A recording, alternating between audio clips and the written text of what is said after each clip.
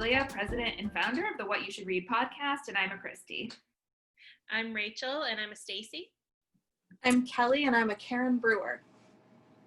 I'm Kassie, and I'm definitely a John. Hey, Kassie, welcome to the podcast. Thank you for joining us. No problem. Thanks for having me. My love affair with the Babysitters Club started early, so. Yeah, so I want to talk about how you and I actually met when we were kids. So Kassie and I have been best friends since we were little, and she and I met at while we were being babysat, actually. Yep. It went way. Yeah. So what was it? I was like sitting in a room with books surrounding me. You were, I think my mom was introducing me. I was new to the babysitter, and by babysitter, we mean like an informal daycare in Western Maine. So my mom was driving me around, or like showing me around with Kathy, and I walked into a room, and Julia was sitting there next to this bookshelf with all of these books around her, and just turned, and this is indicative of the rest of our friendship. Do you want to read? And that was that. That's how we made it work. That's how we connected. So. And the rest is history. We've been reading together for years. So obviously you grew up reading the Babysitters Club.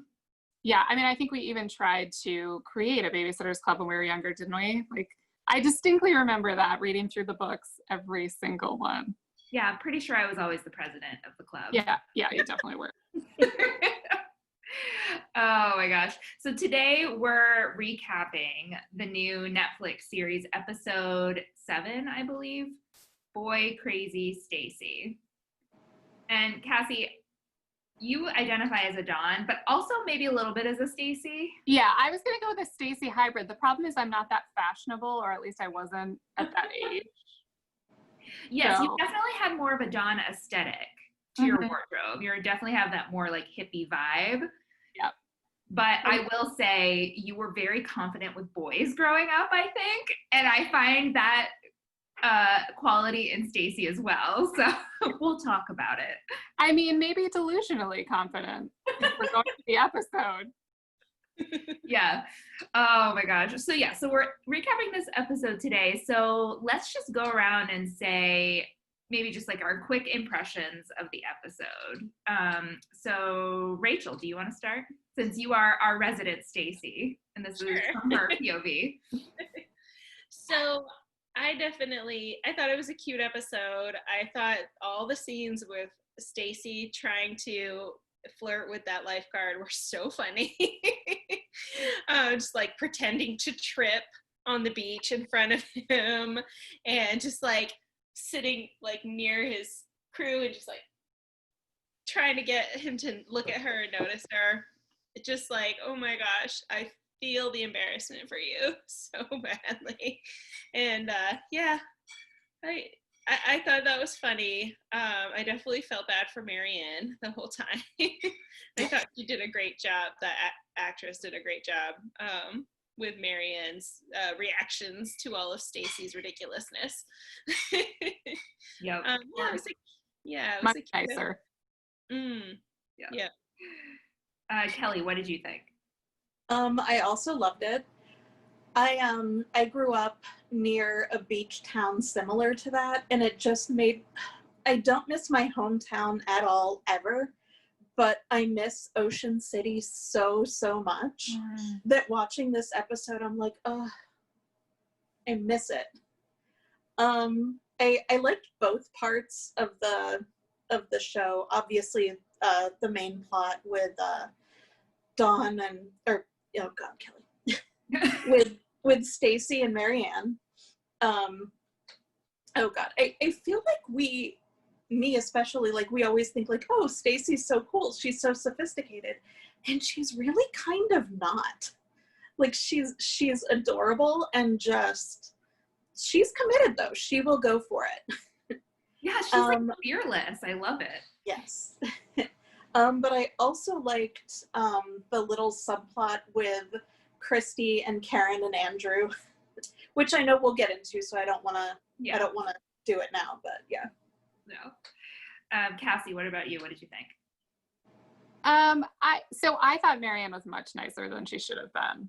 I mean, Like 90% of the work, nah. But I did feel, I agree. Like, I just felt embarrassed for her. I was like, oh, sweetie. And then I think back, like, when we were younger, and I'm like, oh, yeah, that probably was, like, something that we did. Like, something embarrassing, like tripping, like, you know. Kassie, I distinctly remember we would see like a cute guy and you'd be like, I'm gonna go talk to him, and you'd march right up and talk, and usually it worked out for you. So I think maybe you had more game than Stacey did, but it just reminded me so much of our childhood. I was laughing. I mean, I hope I didn't give it away for like a whistle lanyard. Like, let's. No. You have more self-respect than that. Yeah, I agree with everything. And I also loved how much babysitting was actually in the episode, because I feel like with these episodes, they're so quick. And we've talked about this before. There's usually not a lot of the babysitters doing their job. And I just love watching people do well at their jobs. So I just loved the different babysitting we had with the Pike kids. All the Pike kids were super fun. And then with Karen and Andrew too, of course. I love the parallel between the babysitting with the little one and with Stacey and the lifeguard. Like, I, you know, as a therapist now, I was like, yes, that's a teachable moment. Definitely.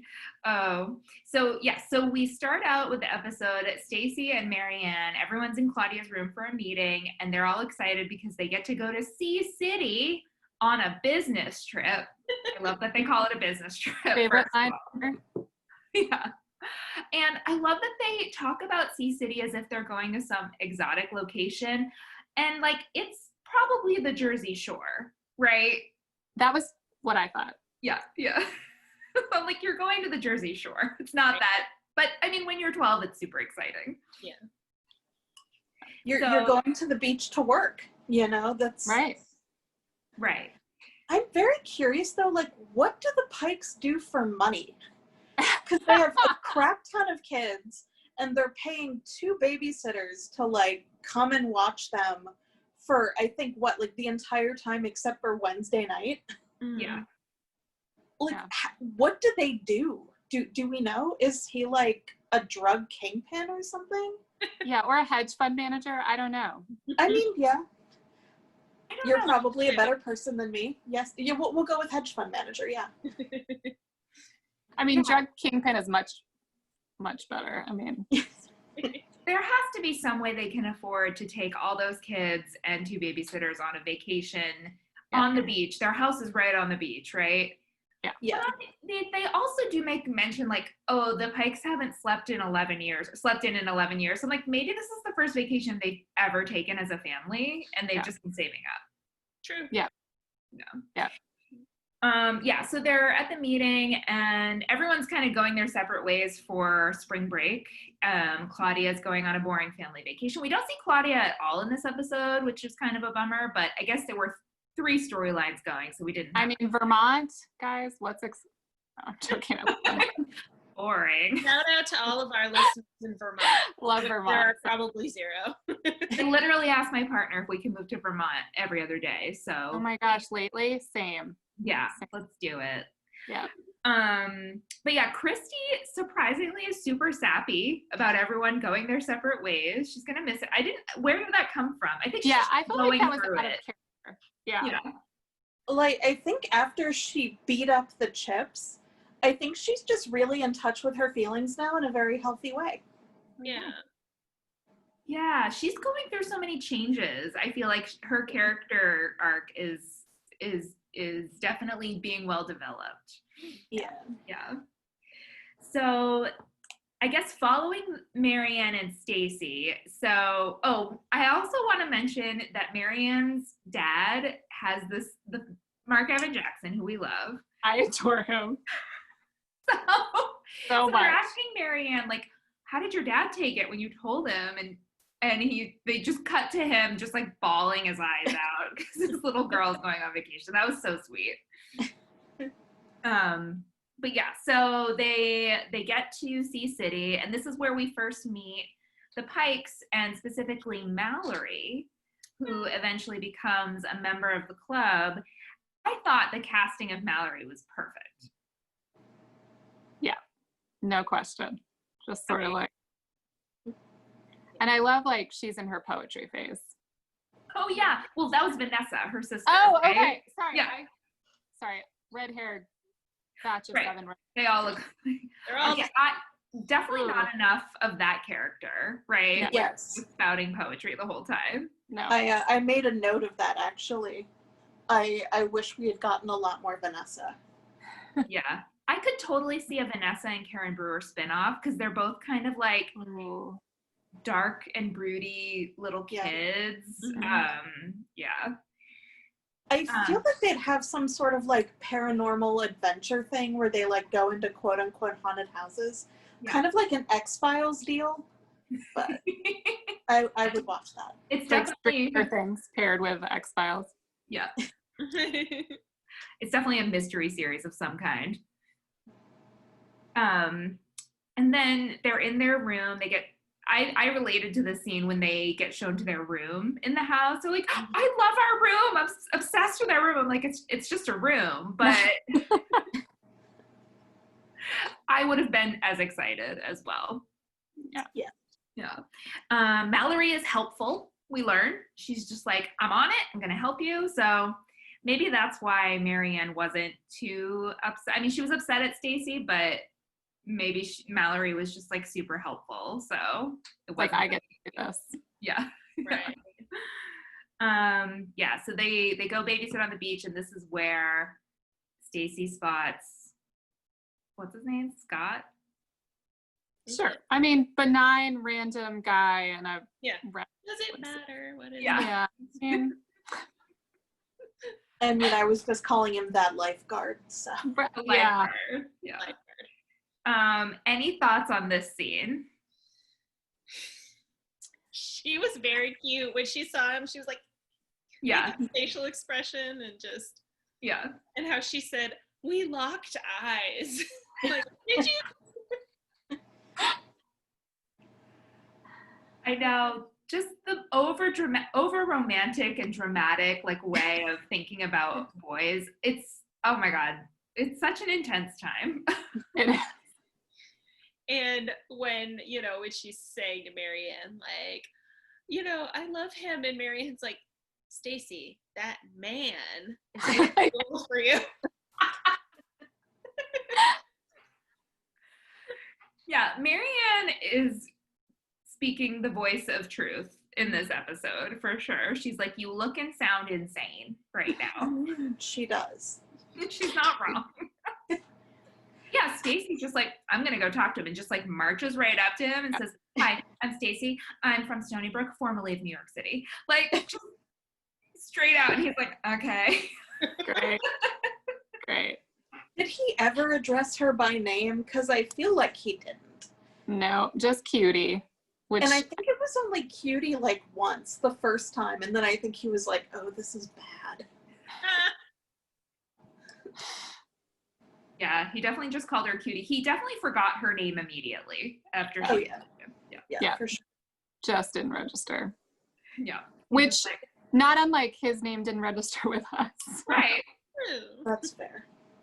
He's, Right. as Marianne says, a totally average guy. Yeah. Not Which super special. That was a very good point. I was more. I would have been more interested in the boys that were their age if I was Yeah. that age. Like Toby was super like cute and nice and dorky in all the right ways. Smart. Yeah, smart. Cared about her. Acknowledged her existence. Remembered her name. Right. Great mollusk jokes. Yeah, mollusk jokes. 10 out of 10. Saved her from embarrassment at the end of the episode. I mean, that was a solid thing to do. Yeah. And he was Also, like, called her beloved girlfriend, like very pointedly. Yeah, so Stacey thinks that she and this lifeguard are off to like a great start in their relationship. So yeah, she starts thinking of ways to get his attention. She like pretends to trip by his chair. She's doing all these things. And meanwhile, she's just leaving Marianne to kind of deal with 8 children by herself, which is not good. She's not living up to the Kristy's code of conduct. which is all of our aspiration, Julia. I mean, For sure. That's how you get kicked out of the club. If Marianne had said one word about any of this. Oh. There would have been a hearing. Like I would guess several hours long meeting over Zoom because Kristy would not want to wait until the next official meeting. There would be witnesses. She just sent the triplets a subpoena to talk about what they saw. It is not. That's why Marianne is too nice. Yeah. I mean, that's why I'm not a Marianne. But at the same time, though, and it struck me when I was rewatching it for this one, she's also, I mean, she doesn't do this until the very end, but she says something like, I always thought you were so much cooler than me, but you're really not. It's just like, wow. She's just had her heart broken, Marianne. Be a little nice. No. I know. Yeah, Marianne gains in confidence, I think, in this episode, because she knows she's right. You know, she's and I agree. I would have been so mad at Stacey. But Marianne, I think, handles it well. She's just like, look, you're being silly, you're being immature, and you need to do your job. Yeah. Exceptionally pragmatic for someone her age. I know. Yeah.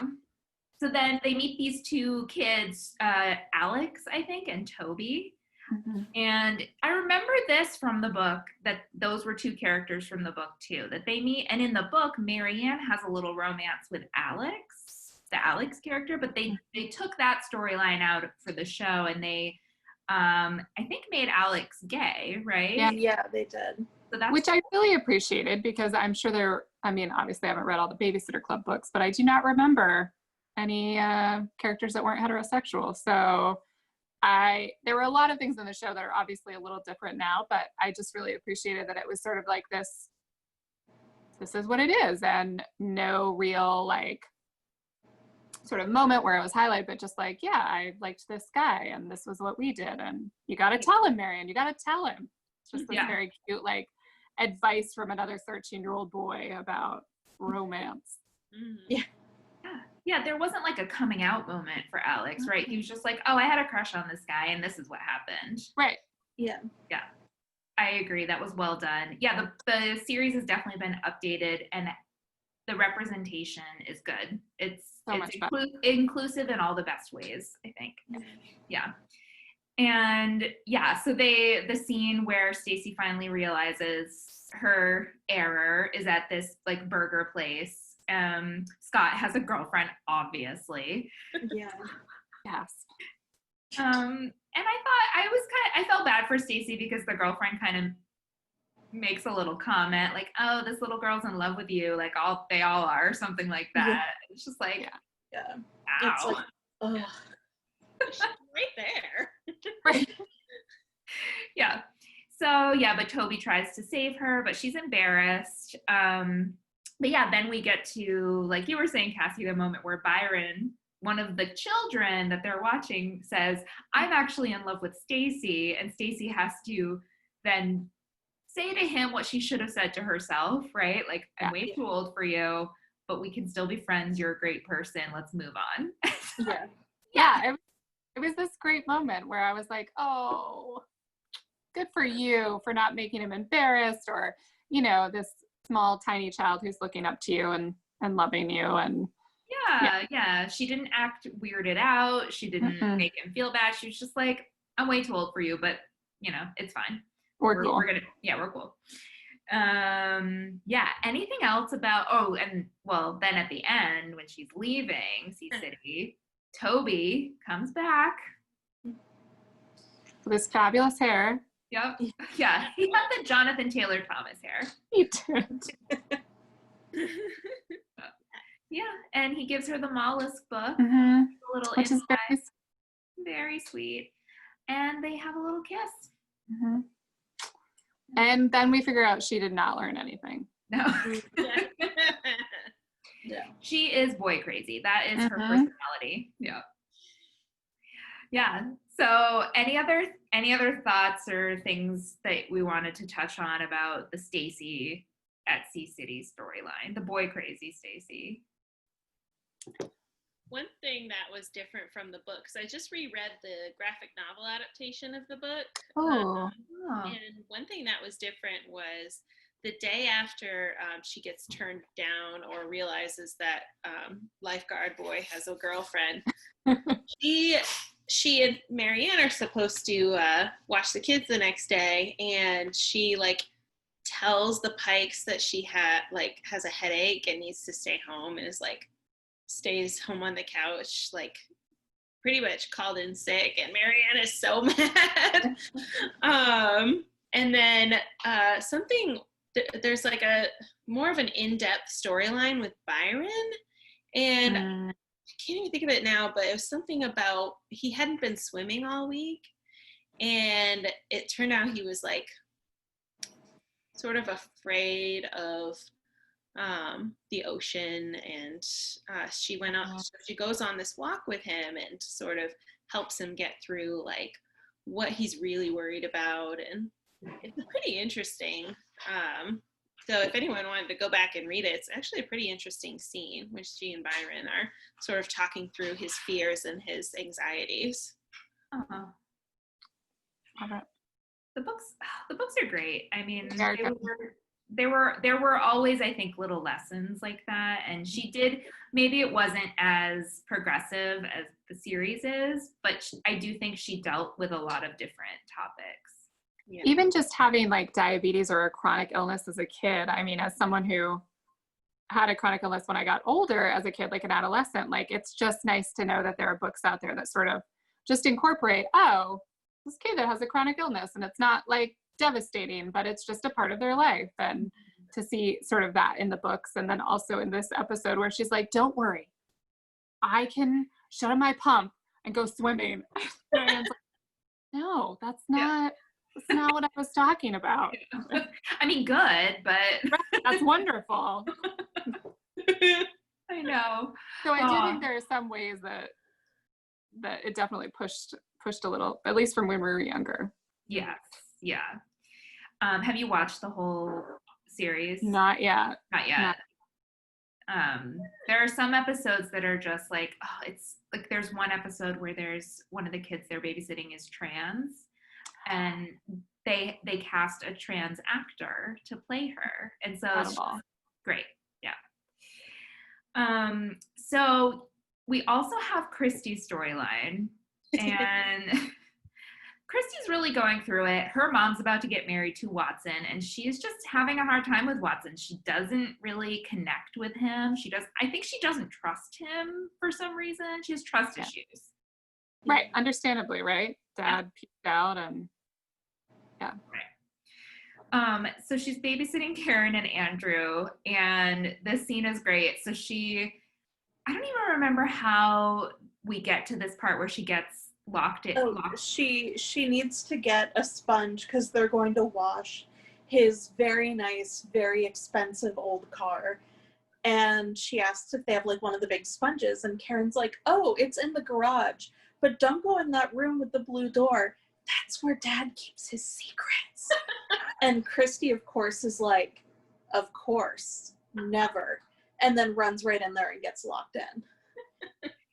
Do we think Karen did that on purpose because she knew the door locked from the outside? Yes. I'm pretty sure she did. I think Karen's that smart. Yeah. I feel like the steel wool thing might also have been on purpose too. Ooh. I mean, she's not dumb. No. And she probably would have seen, if she didn't know, she probably would have noticed, oh, this is scratching the crap out of the car. We should stop. Right. She did not stop. Wow. So she was trying to sabotage. What, Kassie? I just said that's a good point. I hadn't. Yeah. Wow. I wonder why she would have wanted to sabotage Kristy, though. I thought they got along. I mean, she mostly ignored them, though. Like, this is only the second time we've seen them interacting. It's true. And, okay, so this just occurred to me this very second. In the finale, remember, after their parents got married, David Michael, like somebody tells him like, oh, your sister's weird. And he's like, she is not my sister. And she took it very personally. So I think she realizes Kristy also doesn't think of her as a sister. And she is going to take them all down. That's what I think. A good point. She's spooky and she likes vengeance. So Karen is hardcore. Yeah. Okay. Yeah. I could see that. Can you guys hear me okay, by the way? Yeah. I just realized my microphone's kind of far away. Good. Yeah, so then Kristy's freaking out. She tries to hide the scratch on the car from Watson. I did think that was Karen being intentional about being sneaky. Like, oh, why don't you just throw it in the garage? He never uses it. Like, it's only 1 in 100. I really enjoyed her. She's great. She's fantastic. And then I love how Watson like calls her on it, right? He's like, you have to admit that you did this. But she says, do we have to tell my mom? He's like, oh no, definitely not. So now they have a little secret, right? Together, which is kind of nice. He's trying so hard. And she's just like, nope. It's kind of like, it's the start of Watson overindulging his fiance's kids, though, because in the next episode, he like buys a fancy car for his new stepson, and like, and the mom is like, you're overdoing it, right? Yeah. So he's just trying to he wants them to like him so bad. Yeah. And then we also have a small storyline with Dawn's mom and Marianne's dad. This was cute when Dawn called Richard and pretended she tries to parent trap them. Yeah.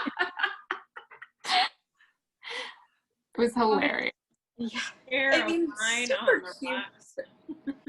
But then at the end, he like gives them a turtle because I guess like that was her nickname for him in high school.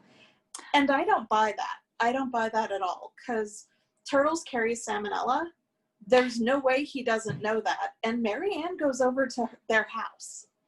So I don't think he would really give them a turtle, but it was cute anyway. Turtles what? They carry salmonella? Yes, they do. Yeah, You're not supposed to have her touch turtles. Am I the only one who didn't know this?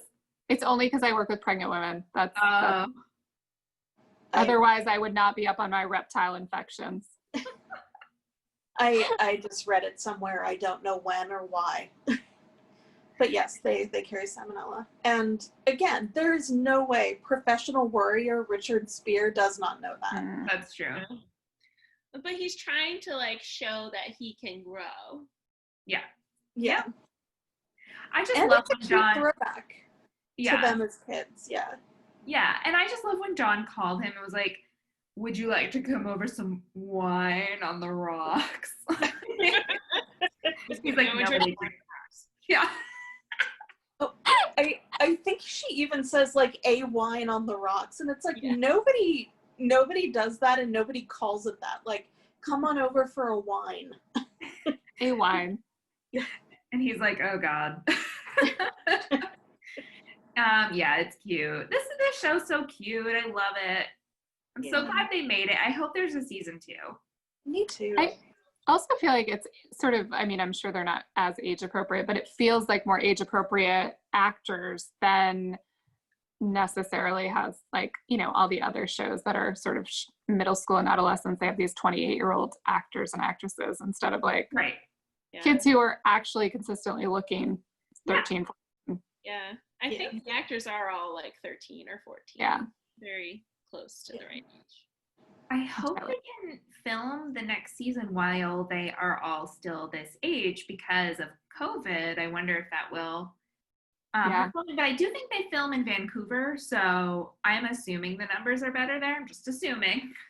I believe that's true. I wonder how you could come to that conclusion. And then I was like, no, go ahead. I was going to say, hopefully they let the American actors in. A lot of the kids are actually Canadian, but like Alicia Silverstone and Mark Evan Jackson, like they'll need to get special visas because we're not allowed in right now. No. Kelly, you were saying you'd heard something about filming season 2. No, not filming season 2 specifically, but I know that when they're doing filming for TV shows or movies, they're basically getting the cast and crew to agree that they're basically going to be a bubble, and you will not see or talk to or be around people who aren't in the bubble. And actually, when we do our fall preview show, Kathy knows a lot more about this than I do. So Okay. this is all stuff I've heard from her, and she can explain it better. Promo for our next major episode, I guess. So, but yeah, and I think if you were to break that and like say go to another town and be around people and they found out, you would probably get in major trouble. Because, you know, you don't want to be the person who has, like, a COVID outbreak and kills a beloved actor. Yeah. You know, like, when Tom Hanks got COVID, I was so scared. I mean, same. Yep. International treasure, Tom Hanks? No. Oh, well, and all the people who are like, oh, this is all a hoax. It's like, really? International treasure, Tom Hanks, is lying to all of us? Shut your stupid mouth. He is a treasure. He would never lie. I No. know. I may not believe a lot of public figures, but I believe Hanks. Yeah. America's You should great. write a character for him for the second season. Yeah.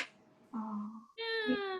Too famous. I mean, Okay, Kinda well, exciting. I think that's the end of the episode. Any final thoughts?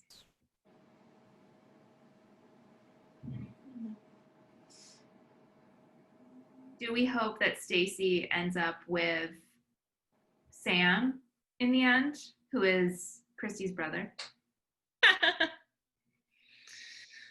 I think I mean, Kristy that would feels- sabotage it.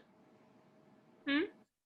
I think Kristy would sabotage it. She would for sure Mm. never pass on any messages to Stacey at all, ever. Never. She just doesn't want anyone to be happy in a relationship.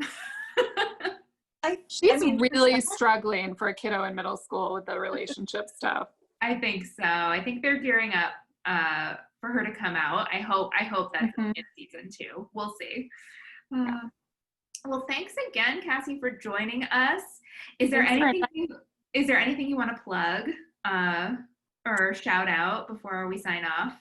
No, I have got nothing to plug. Yeah, no. Well, thanks again for joining us. This was super fun. Mhm. And Rachel, do you want to do our social media sign off? Sure, yeah. So thanks everybody for listening. You can follow us on social media at WYSR_podcast on Instagram and on Twitter. You can find us on Goodreads at What You Should Read Podcast. You can email us at whatyoushouldreadpodcast@gmail.com.